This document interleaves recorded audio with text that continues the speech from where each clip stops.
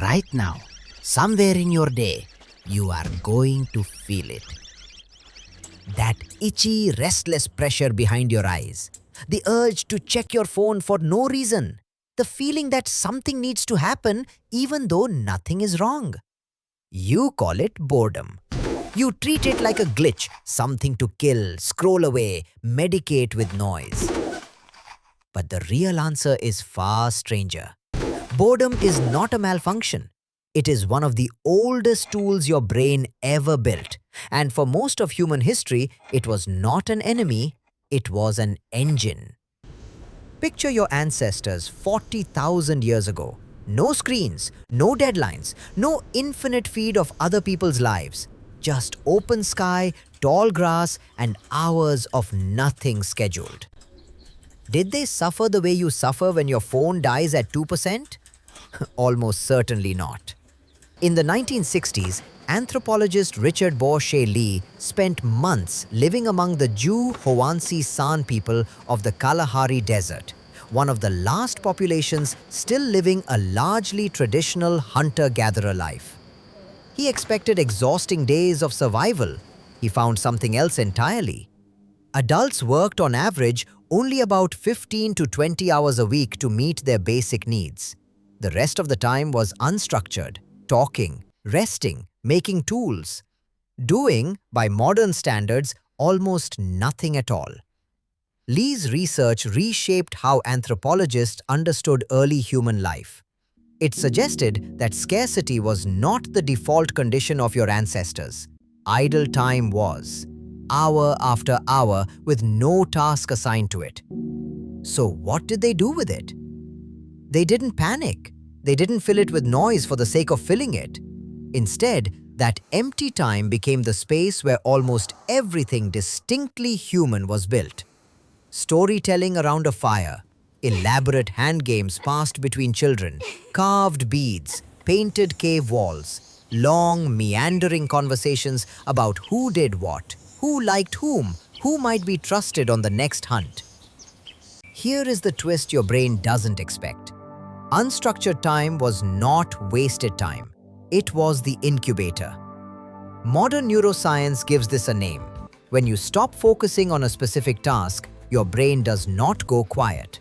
A network called the default mode network switches on.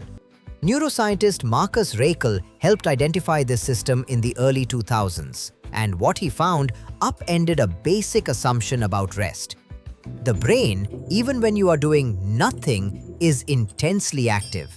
It replays memories, it rehearses future scenarios, it stitches together ideas that had no reason to connect before. Boredom, in other words, is not empty. It is the feeling of your mind quietly building something in the background. This matters more than it sounds like it should, because for early humans, that background processing wasn't a luxury. It was survival software. A mind that could wander was a mind that could imagine a better spear, picture a predator's likely path, or invent a story that taught a child what berries not to eat. Boredom pushed the brain to generate options where there had been none. Compare that to how you experience boredom today. The moment restlessness rises, you reach for something, a notification, a video, a feed engineered to reward you every few seconds. Psychologist Sandy Mann has spent years studying what boredom actually does to the mind, and her experiments found something almost paradoxical.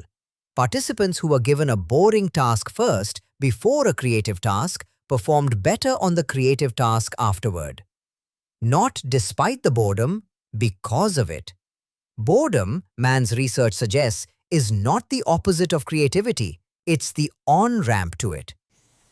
So why does boredom feel unbearable now, when it apparently built cave paintings and campfire mythology back then? Because the environment changed, but the brain didn't. Your ancestors' boredom was met with nothing. No shiny alternative sitting 6 inches from their hand.